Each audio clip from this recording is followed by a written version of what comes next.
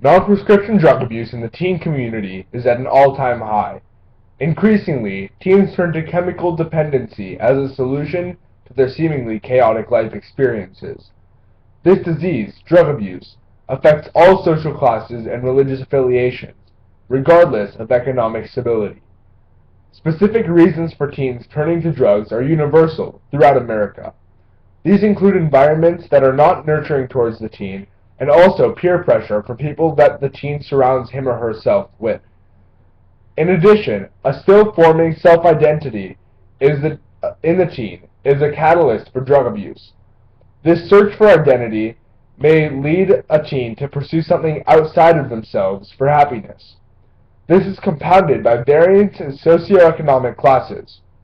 For example, a teen in a more affluent neighborhood will likely experience more of a sense of entitlement than someone in a more poor area, because they have had materialistic advantages throughout their lives.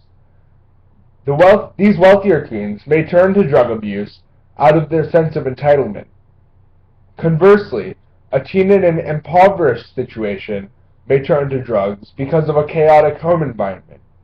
This stems from the intrinsic stressors found in trying to meet their daily needs.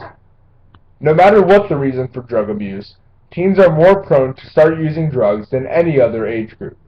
According to a study done in 2008, 60.6% of teens ages 12 to 17 were abusing drugs, compared with 37.4% of young adults ages 18 to 25 and 24.3% of adults ages 26 or older. Among 14 and 15-year-olds, marijuana was the most commonly used drug, and out of the teens surveyed, 5.7% admitted to using it on a regular basis. Next was prescription drugs used non-medically at 3%, inhalants at 1.3%, and hallucinogens at 1%.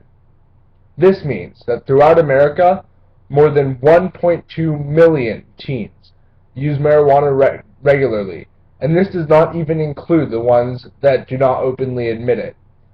Among 16 and 17-year-olds, the statistics are even more alarming. 12.7% of them admitted to regularly abusing marijuana, followed by non-medical use of prescription drugs at 4%, hallucinogens at 1.6%, and cocaine and inhalants both at 0.7%.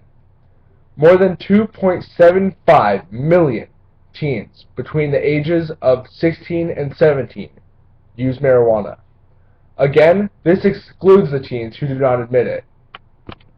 Almost 4 million teens between the ages of 14 and 17 that use marijuana is staggering. This is especially alarming when taking into account the ones that do not say they abuse marijuana, and the ones that use more aggressive drugs, such as prescription medication, cocaine, hallucinogens, and inhalants.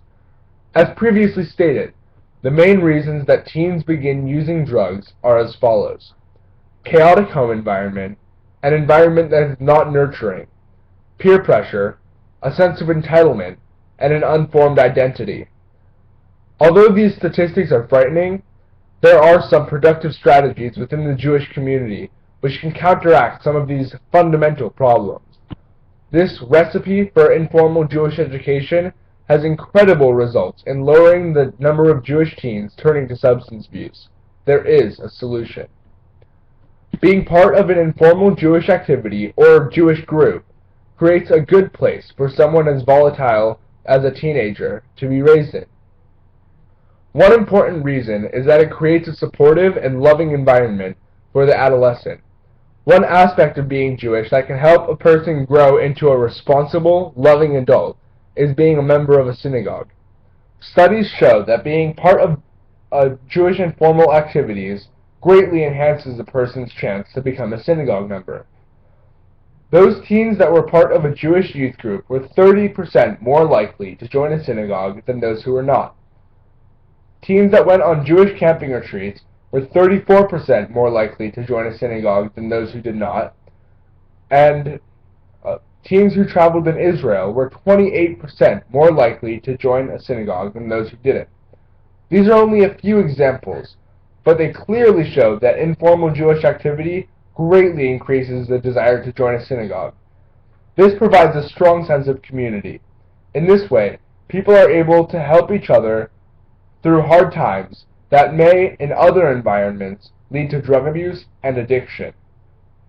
A nurturing environment is a huge step toward leading a stable life. Another important advantage gained from informal Jewish activities is the bond that one creates with other similar individuals. Studies show that after participating in a Jewish youth group, Jewish camping trip, and a trip to Israel, the percentages of people whose closest friends are mostly Jewish rose 25, 27, and 27.5% respectively. Having close friends of the same religion is imperative. It not only creates a kind of unspoken bond between two people, but also creates supportive surroundings because of similar values, language, and overall culture that are instilled into each one of them. It is a well-known fact that people inherently feel more comfortable with someone of the same ethnicity, background, or religion than they would with someone without these connections. With this innate feeling of comfort, a teenager is able to express their feelings and feel more of a loving community surrounding them. In Judaism, the belief in God or some sort of higher power is paramount. This is also an important aspect of all 12-step programs, which have proven records of effectiveness for treating substance abuse. It is important to have the sense of a higher power, because it makes life less self-centered. Thinking this way creates a higher moral purpose and a realization that one's actions play a strong role in the greater good of the community. It also fosters a feeling of powerlessness in relationship to a greater being, which helps people come to the realization that there is always help in times of weakness or need. One only has to turn to God for help. It is incredibly important for Jewish people to make the study of Judaism a part of their lives. In addition to being well-versed in Jewish culture and religion, one also gains the amazing values and morals that Judaism carries with it. It teaches meaningful life lessons, and the communities formed within its fold are amazing for anyone, especially a teen, to be brought up knowing about, and being a part of a greater whole. Informal Jewish activities are not only great fun, but they also envelop the participant in a loving community that can help them navigate many of life's problems. These life activities also teach of a higher moral purpose and how to form a sense of identity that one might not have gained otherwise.